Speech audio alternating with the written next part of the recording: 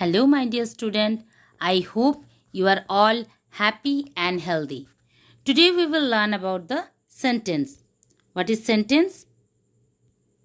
Sentence is a group of words put together to make sense and have a complete meaning.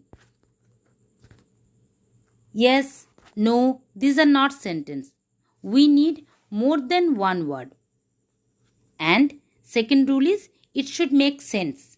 If I give you one word, cow, to make sentence, and if you are writing a cow is flying in the sky, here we are having group of words, but it is not a sentence. As a cow is flying in the sky, it is impossible. It's nonsense. So sentence should be sensible one. You can write a cow has 4 legs, a cow gives us milk, a cow has one tail. These are all beautiful sentences. But a cow is flying in the sky, this is not a sentence. And the third rule is it should have a complete meaning. Look at here. I have written my father is. If I say my father is, immediately you will ask me, what is your father? But if I say my father is a doctor, my father is a teacher, my father is a farmer, you will get the complete meaning. And then that is a sentence. Let's see once again what is sentence. Sentence is a group of words put together to make sense and have a complete meaning. There should have more than one word, and as I told you, a cow is flying in the sky. This is not a sentence, though we are having their group of words and complete meaning, but sentence should be sensible one. And if I say my father is, you are not getting complete meaning, but sentence need a complete meaning. So now these are all when we are speaking in English. But when we are writing in English, we should keep some more rule in our mind.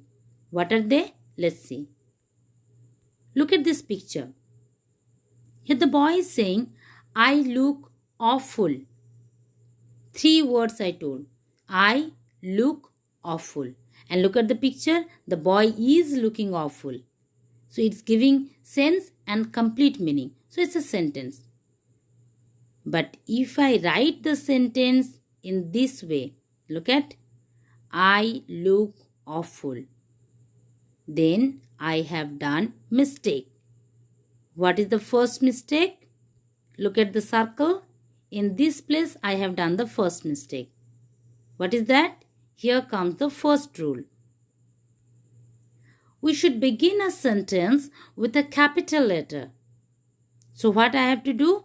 I have to write the sentence first letter is in capital letter. Whatever may be the sentence, that sentence first letter should be in capital letter always. And if it is I, mean any person I, then that is wherever it is, beginning, middle, it should be in capital. But now we are talking about the beginning of the sentence. So what I will do? Look at here. Here I have done this one. I look awful. So sentence first letter should be in capital letter. That is the first rule when you are writing the sentence. Always remember. Now let's see the second rule. Look at here. I look awful. See the circle? There I have done the mistake. And here comes the second rule. What is that? We usually end a sentence with a full stop or any other punctuation mark. Here I have given some punctuation mark. We are having many more. And that punctuation mark we use according to the meaning of the sentence. If the sentence meaning is showing any kind of question, then question mark. If it is any surprising thing, then we will give exclamatory mark. But here look at this. This is a statement. So what I will give? Yes, full stop. Now the sentence is the correct one. I have started the sentence with a capital letter. At the end I have given the full stop. What is the third rule? The third rule is a sentence must contain a subject and a verb. Here I subject, and always remember subject always will be either noun or pronoun. So this is subject and look verb. So subject verb and this one. This is the sentence third rule. Now let's see what are the things we have to keep in our mind. First one is we should begin a sentence with a capital letter. Here see, I have done this capital letter. And what is the second rule? Second rule is we usually end a sentence with a full stop or any other punctuation mark. I have given here this one. So now the sentence is correct one. And what is the third rule? Third rule is a sentence must contain a subject and a verb. Here I am having subject. What I told, it should be either noun or pronoun. I have given verb also. Isn't it? So this is a perfect sentence. Now I hope you have learned up to that. So let me check. Tell me the first sentence after watching. What are the mistakes you find it?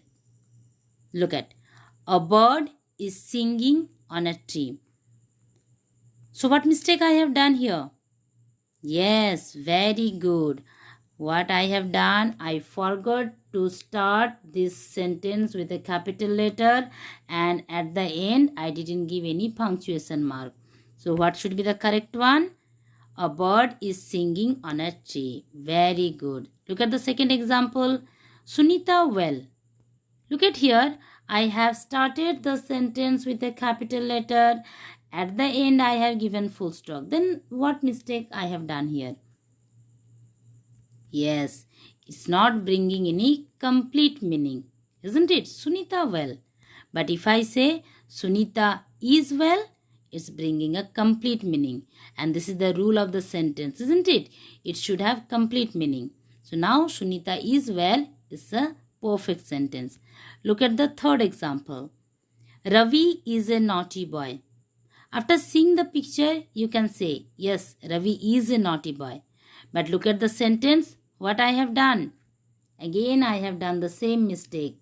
I forgot to write the sentence first letter in capital, and at the end I didn't give any punctuation mark. Very good. So what should be the correct one? This one. Ravi, R should be in capital. At the end you have to give the full stop. So till now you understood. Now the third rule. What I told, a sentence should have subject, verb. Actually, this is subject, verb, object rule, sentence rule. And to remember this one, I will tell you one simple trick. That is sitting for eating trick. How we Indians sit for food and how European country, English speaking country particularly, how they sit for food. Look at, in India what we do. Here, yes, before that let me tell you, here when we will talk about this process, I will talk about the father, and father, you will think that father here is the subject, and then children when we will talk, they are object, and mother is verb. Okay, in India when we sit for food, you can see at your house also that father sit for first. Okay, then the children, even sometimes children come first and then father sit, and at the end, anyhow at the end mother will sit for food. But in European country what happened? Maximum Indian language follow this rule. Okay, maximum Indian language. Subject plus object plus verb. I will give you example, 1 minute. Before that, let's see in European country what happened.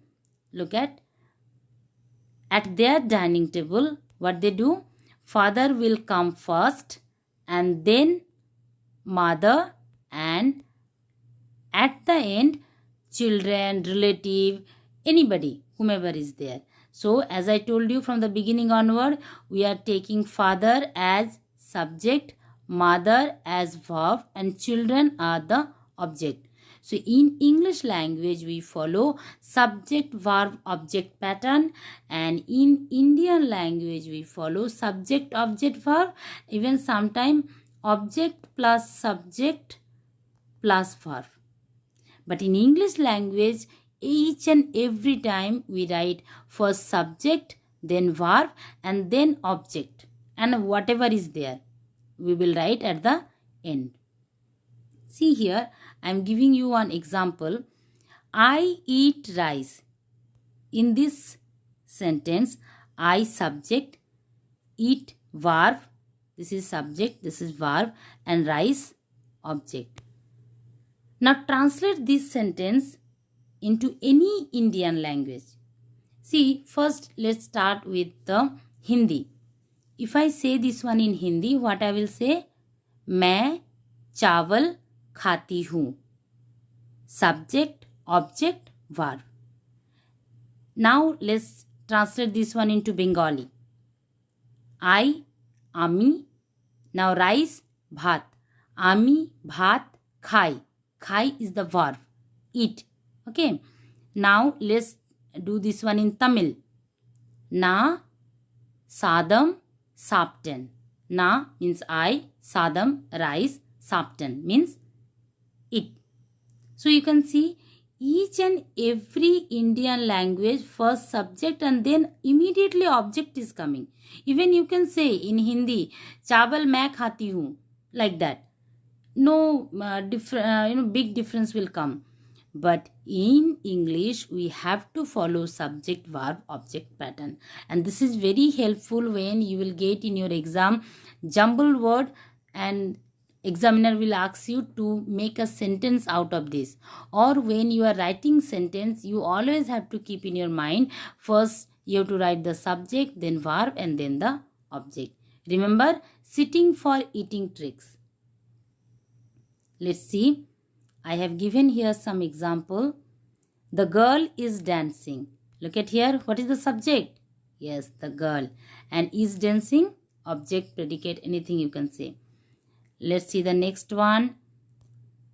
Arjun likes to play football.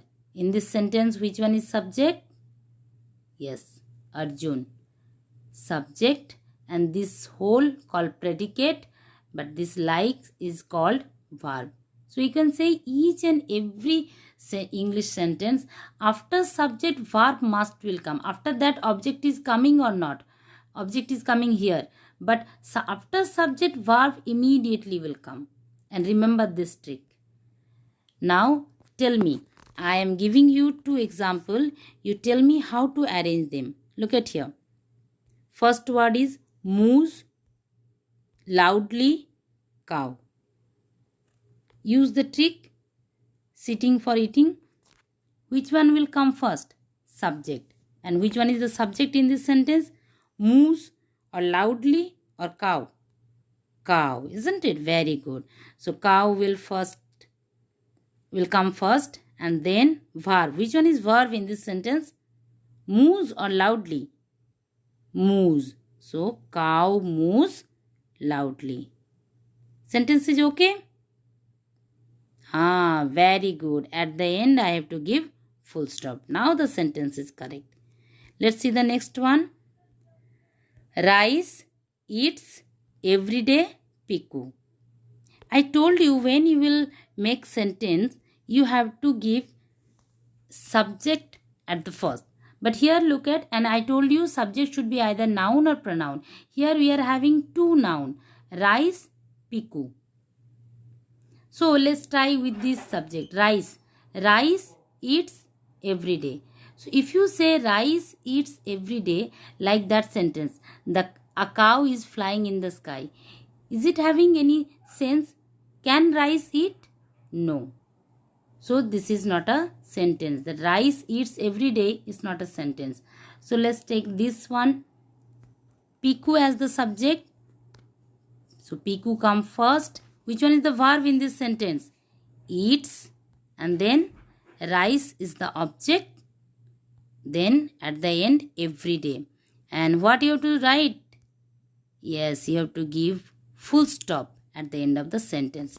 Piku eats rice every day. Very good. Excellent. So now, let's recapitulate once again what we have learned. We have learned what is sentence. Sentence is a group of words put together to make sense and have a complete meaning. This is the rule when we are speaking in English. When we are writing in English, we have to start the sentence with a capital letter. Like, see what I have done. Roma reads a book. Here, sentence first letter is in capital. So, this is correct one. And what is the second rule? We usually end a sentence with a full stop or any other punctuation mark. Look at here, I have given punctuation mark. So, this is the correct one.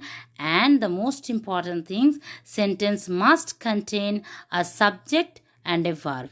Look at here, Roma is subject here and reads verb.